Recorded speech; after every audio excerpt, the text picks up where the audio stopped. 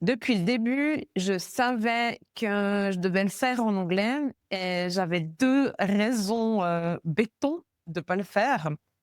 La première, c'est que j'avais pas de réseau en anglais et puis la deuxième, en fait, c'était ou alors c'est peut-être celle-ci qui est la première, c'est que c'est pas ma langue maternelle et puis c'était donc pas la bonne langue, quoi. Et aujourd'hui, je vous parle depuis, avant le lancement. Donc le livre, il sort, le 30 mars en anglais. Et au moment où j'enregistre, j'ai aucune idée si ça va marcher et c'est assez étrange, en fait, à habiter. J'ai déjà senti un petit peu ça quand j'ai lancé le français, mais alors là, c'est dans une autre, sphère, en fait. Hem, il y a quelques mois, Fluide, il est sorti en français et puis j'avais pas vraiment pris le temps de le célébrer, ni le célébrer avec vous.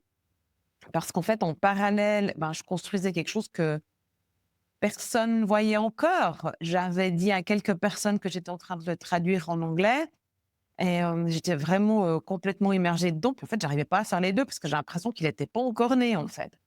Et donc aujourd'hui, je reviens vers vous et puis je veux vraiment vous raconter, en fait, ce que ça m'a demandé, cet effort, en fait, d'aller vers l'anglais. Bienvenue dans le Cœur Business. Je suis Valérie Demont, mentor pour entrepreneurs conscients, l'autrice de Fluide et le nouveau fer. Et dans ce podcast, je te parle depuis terrain de ce que ça demande vraiment de construire aujourd'hui un business qui est aligné dans un monde qui change à vitesse grand V et puis avec des changements en fait que peu avaient anticipés. Ici, dans ce podcast, il y a pas de recette, pas de performance, juste ce qui est vrai. Et aujourd'hui, comme je te disais, je te parle depuis, avant le lancement. Donc on va voir, comment ça va se passer. En ce moment, je vois des choses assez précises, en fait, chez les entrepreneurs qui veulent le nouveau monde et ils le disent, ils lisent les bons livres, ils écoutent les bons podcasts. Et pourtant, ils continuent à faire comme avant. Ils crèvent d'envie du nouveau, hein. C'est pas, en fait, c'est pas, tu vois, c'est pas de la paresse, quoi. C'est pas qu'ils arrivent pas à changer ou qu'ils ont pas envie de changer, c'est plutôt une peur, en fait, une peur de pas être compris, une peur de manquer, une peur d'être trop différent, loin de la masse, trop difficile à vendre ou à se vendre. Alors, qu'est-ce qu'ils font? Ils rentrent dans le moule et on a eu cette conversation, je sais même pas combien de fois au cours des dernières années sur, tu vois, comment se présenter, quelle étiquette, quel mot mettre et cetera pour être compris.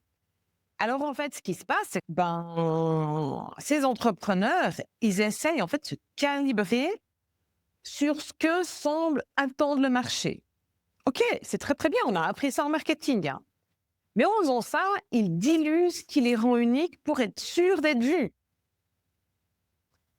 Et je parle même pas de l'IA là-dedans et d'écrire avec l'IA et de perdre sa voix. Il y a qu'à aller regarder les épisodes précédents. Donc, je sais pas si vous vous souvenez de ma newsletter, d'il y a quelques jours sur, Brännström, le hockeyeur qui explose en début de saison et qui petit à petit revient vers la moyenne. C'est pas lui, en fait, qui se nivelle, en fait, c'est le système autour de lui qui le ramène à l'intérieur du système, en fait, sans même que lui s'en rende compte. Je pense qu'il s'en est rendu compte parce que je pense qu'il se rend compte, en fait, qu'il performe pas de la même manière, mais en fait, c'est quelque chose de j'ai envie de dire, de naturel. Les organisations, elles font ça aux individus brillants depuis toujours. La société, elle fait ça aux gens qui sont en marge ou qui arrivent pas à tenir la marge. Et puis nous, on fait ça à nos propres business quand on a peur, quand on se comprime, quand on s'éteint, en fait, à petit feu. C'est tout le chapitre U de Fluide, donc de mon livre Être et le nouveau faire. et c'est exactement ce dont on parle aujourd'hui. Donc, comme je te disais en intro, j'avais vraiment 2 raisons solides de pas lancer mon livre en anglais. Ben, la première, c'est que j'avais pas de réseau. J'avais ouais, je connaissais genre 2 personnes aux États-Unis et puis c'est tout, tu vois? Et donc j'avais vraiment, encore rien fait, rien développé.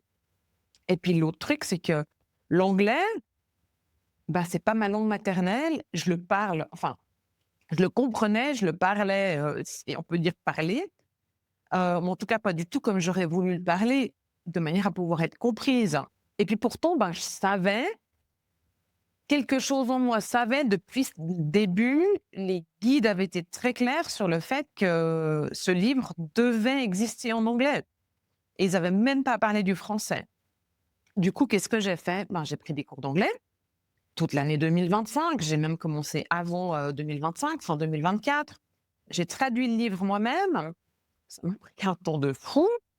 J'ai fait relire par une proofreader qui est, à Toronto. Et puis, j'ai surtout choisi de pas en faire une question de perfection, parce que je savais que je m'en sortirais jamais, en fait, si je ferais de la perfection. Si j'allais, en fait, vers ce côté, perfectionniste et dans le contrôle et tout ça. Ensuite, ben, tu vois, pour le livre en français, j'avais fait comme d'habitude, comme standard, newsletter, communauté, ce que je maîtrise. Et puis j'ai réalisé, en fait, que, ben, les règles du jeu pour un livre, elles étaient pas du tout les mêmes que pour, des produits habituels ou classiques. Amazon a ses propres règles, évidemment son propre algorithme. Il y a des avis à récolter pour que l'algorithme fonctionne. Il faut faire un podcast tour ou autre chose, mais enfin, il faut trouver un moyen de faire du street marketing. Et donc, ben, pour que ça fonctionne, il faut quelque chose comme 50 interviews, 100 commentaires le premier mois. Donc, je vous laisse imaginer, en fait, ce que ça demande en termes de contact, de pitch, d'énergie à mettre une fois que le bouquin, il était traduit. Et puis en fait, je sais pas si vous savez, mais moi, je déteste démarcher, quémander, c'est quelque chose que j'ai jamais fait, mais là, j'ai bien dû le faire. Parce que ça fait partie des règles du jeu auxquelles j'ai décidé de jouer. Donc qu'est-ce que j'ai fait? En fait, ben, j'ai pris une book coach. Pour le marketing et en fait, franchement, j'avais vraiment pas du tout envie au départ. J'avais l'impression que j'allais faire un marketing manipulateur, cet ancien marketing dont je veux plus, dont je refuse tous les principes, hem et avec un ton qui était un peu agressif, qui est sur la pression, sur le manque et cetera, qui insiste sur les problèmes et puis dès la première session, mais j'étais super odieuse avec elle, en fait. Mais en fait, il se trouve qu'après, bon, c'est super bien entendu. Cette femme, elle a un don et c'est assez rare d'avoir ce don-là. En fait, elle sait me désamorcer immédiatement. Dès que je suis un peu sur la défensive, elle me désamorce, elle me dit: «Ouais, je comprends Valérie, je suis passée par là» et ça me fait redescendre, mais tout de suite, c'est un truc de fou, quoi. Je sais pas si c'est elle ou l'énergie qu'elle dégage là-dedans parce que en général, quand les gens ils me disent ça, ça me fait pas du tout le même effet, hein. Mais c'est assez rare qu'on me dit: «Je comprends». Et puis, elle m'a aidée sur le positionnement, sur comment positionner le livre dans Amazon, sur la campagne, sur comment pitcher. Et puis, ben, il y a une partie des choses que j'ai fait moi, en fait, notamment cette partie de pitch pour les podcasts. Et je me suis vraiment calibrée sur ma méthode fluide. Le bonus, en fait, fluide, que vous trouvez sur mon site, hein, si jamais vous ne l'avez pas, de calibration matinale. Et puis au bout de 2-3 semaines sur ce début d'année, ben, ça a été puis j'ai réussi vraiment à ce que, les pitchs pour podcast, ce soit plus un combat, en fait. Bon, c'est pas que j'adore ça, mais en fait, ça me coûte plus rien, plus d'énergie dépensée, puis j'arrive même à me dire: «Ah punaise, là, ça pourrait être génial, en fait, d'être interviewée par cette personne» et cetera. Donc je mets plus de la résistance et je suis vraiment dedans. Puis heureusement, hein, parce que, ça fait quand même plus de 2 mois que je fais ça, quoi. Et en ce moment, tu vois, je lis dans les cycles, donc on est dans une année 1, en mois 4 en numérologie. Heu, L'énergie collective de ce mois, qui est bientôt fini, mais je vous parlerai des énergies d'avril plus tard, mais qui appelle vraiment à structurer. Donc, c'est vraiment le moment encore, hein, si tu veux, c'est de structurer ta suite, d'organiser la colonne vertébrale de ce qui vient. Mais en fait, pas depuis ton ancienne version, en fait, pas depuis les anciens fonctionnements, pas en reproduisant les vieux schémas avec des nouveaux outils. Ce que je te disais au début, en fait, sur faire comme avant. Maintenant, il s'agit vraiment de revoir ton processus. Tu prends tout ton processus et tu t'assures que aux bons endroits, tu as des bons outils, ceux qui te permettent d'aller vers demain, ceux qui te permettent d'être cette personne que tu es déjà, en fait. Et le but, c'est pas de diluer ce qui te rend différent. Au contraire, le but, c'est de libérer de l'espace, du temps et de l'énergie pour la vraie structure dont tu as besoin, en fait. Pas celle qui va t'emprisonner, mais celle qui va faire que tes racines, elles peuvent descendre super profondément pour que tu puisses avoir les bras libres pour bouger et vraiment être encore plus, prendre encore plus soin de tes clients, être dans toutes les dimensions de l'humain. Et donc, comme je te disais, bah, on en est une aussi. Donc, c'est le moment de vraiment regarder ce qui se passe autour. Donc, le 1, démarrage, mais fin de cycle, parce que ce 1, il vient d'un 10 aussi. Donc, regarde ce qui se passe autour. Il y a les guerres, il y a l'IA, il y a des boîtes qui ferment parce qu'il y a des jobs qui ont été remplacés par l'IA. Je ne te parle pas de l'augmentation des taxes, etc., de la géopolitique qui, évidemment, joue un montre rôle là-dedans. Donc, il y a des entreprises qui licencient, il y a des décisions, plein de décisions qui sont déléguées à l'algorithme. Je t'invite à aller regarder le rapport de Anthropic là-dessus. Anthropic a aussi sorti un rapport sur les jobs qui ne peuvent pas être délégués à l'IA, super intéressant. Je me suis égarée, donc je perds le fil de ce que je voulais dire. Donc, le monde change et celles et ceux qui traverseront ça, c'est pas ceux qui auront les meilleurs outils, c'est ceux qui auront utilisé les bons outils pour permettre de préserver leur humanité, de la développer encore plus. J'espère que tu me comprends. Donc, c'est pas l'outil qui fait ça, hein. C'est parce que tu as des outils que tu as de l'espace pour le faire. Et c'est important de le faire, tu vois, parce qu'il y a quelque chose de très doux et cocooning, en fait, à pas changer, à rester dans le décor, dans le confort, dans l'organisation qu'on s'est construite, mais qui joue plus. Et puis à écouter, tu sais, cette voix qui dit: «Ah, je suis pas encore prêt, faut que je fasse encore une formation», et cetera. Ben ça, en fait, cette tendance à rester dans ce qu'on maîtrise, à chercher des excuses pour pas aller de l'avant, cette tendance à faire comme avant, en fait, avec les mêmes espaces, avec les mêmes personnes, avec les mêmes formats, avec les mêmes manières de faire, ben, c'est l'histoire de la grenouille qui reste dans l'eau tiède, quoi. Et puis à un moment donné, ben, elle est cramée, elle peut plus sauter.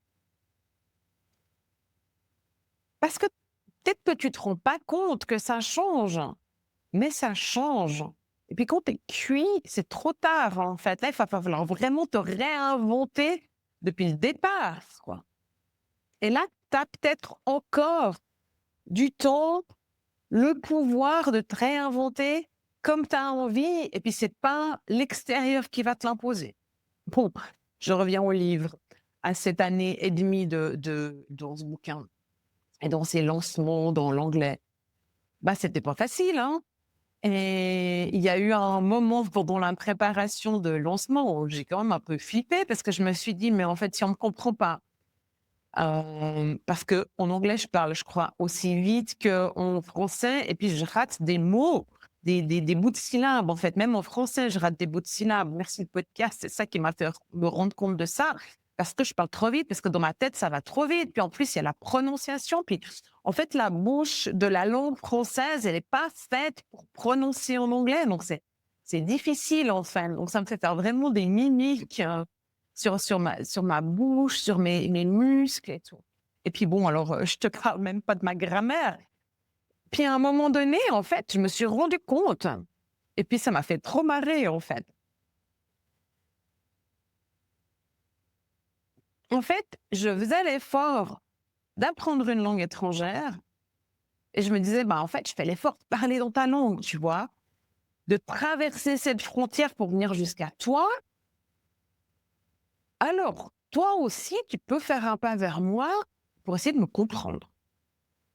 Je me donne les moyens, je fais de mon mieux et puis, ben, si tu veux pas, ben, en fait, c'est toi qui vas perdre quelque chose. Et c'est de la souveraineté, en fait, mais ça m'a fait trop marrer de me dire ça. Puis je me disais: «Ouais, je suis peut-être un peu arrogante et tout ça», mais non, en fait, je suis vraiment dans ma posture et tout ça. Moi, je fais tout, je vais vers l'autre, j'ouvre, mais après si l'autre, il veut pas venir, voilà quoi, tu vois?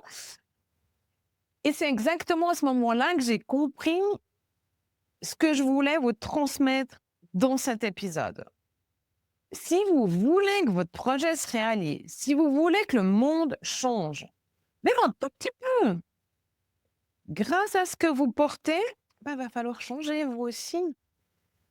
Pas rester dans votre zone, pas faire comme avant, pas attendre d'être parfait, pas attendre d'être prêt.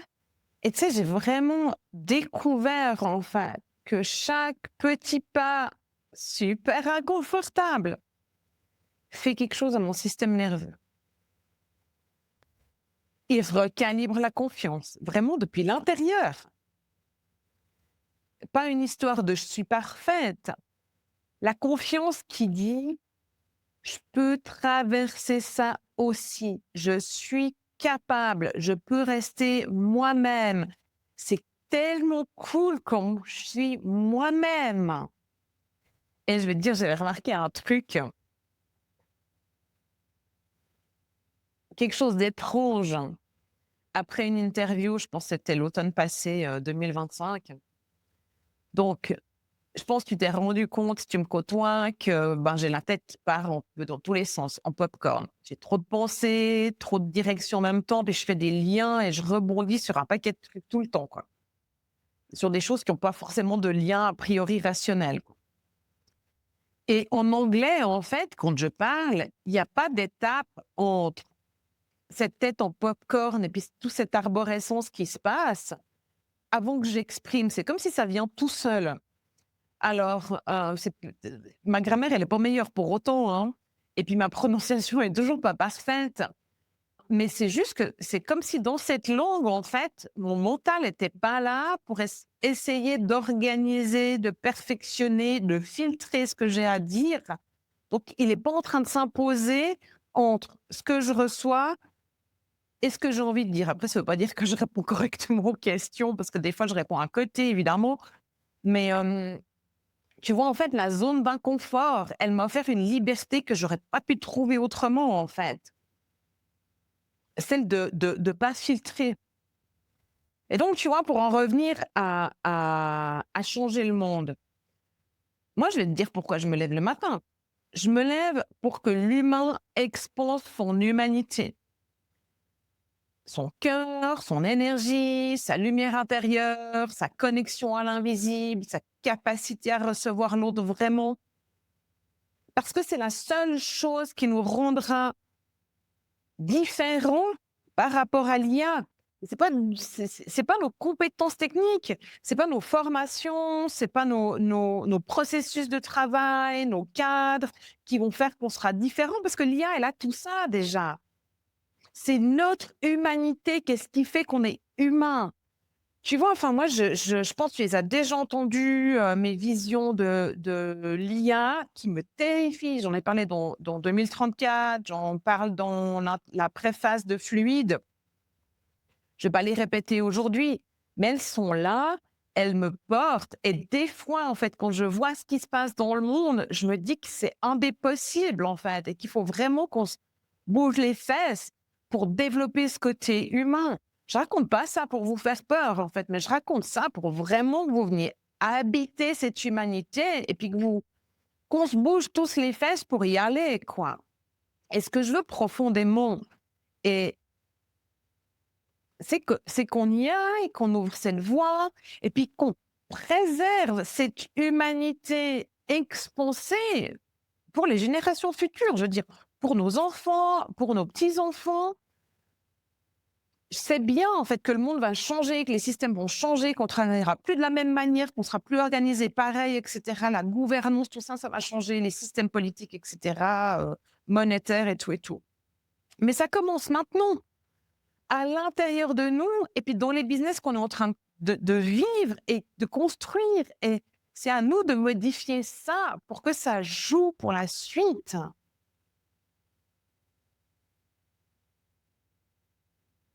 Avant que ça soit trop tard, en fait. Donc ouais, le lancement, c'est la semaine prochaine. Je me suis vraiment donné les moyens. Franchement, j'ai fait ce qu'il fallait. Je suis super sereine avec ça. Je l'ai fait au bon rythme, vraiment au rythme, fluide, être et le nouveau faire, sans me mettre la pression. Et puis maintenant, ben, je m'en remets, à la vie, à l'univers et à ce qui doit se passer. Alors, je peux même pas dire que le moment où il est inconfortable parce que ce qui va se passer, c'est au-delà de mon pouvoir. Alors, tout ce que je peux dire, c'est que quoi qu'il arrive, je suis super fière de moi parce que j'ai osé être dans mon imperfection, en public, dans une autre langue, sans réseau au départ et que ça, en fait, ce que j'ai appris pendant cette année et demie, ce que j'ai expérimenté, ce que ça a développé à l'intérieur de moi, ça peut pas m'être enlevé. J'ai vraiment envie que vous puissiez vivre la même chose, que vous ayez l'audace d'essayer. Fluide, être et le nouveau faire existe en français depuis août 2025. Il est maintenant en anglais. Il s'appelle Being is the New Doing. Et si vous traversez en ce moment votre propre zone d'inconfort, allez chercher le kit de survie fluide sur mon site. Il est gratuit, il est concret et il va vraiment vous soutenir pour vous recalibrer et pour vous ressortir de ces zones de confort. Maintenant, dites-moi, qu'est-ce que vous savez que vous devez faire et que vous ne faites pas encore? Ah, j'aimerais bien savoir. Vous pouvez répondre à l'épisode, laisser un commentaire, m'envoyer un message, un mail. Vous savez que je lis tout et je me réjouis vraiment de vous lire. Et je vous retrouve tout bientôt dans un prochain épisode de Cœur Business et je vous souhaite tout le bon d'ici là.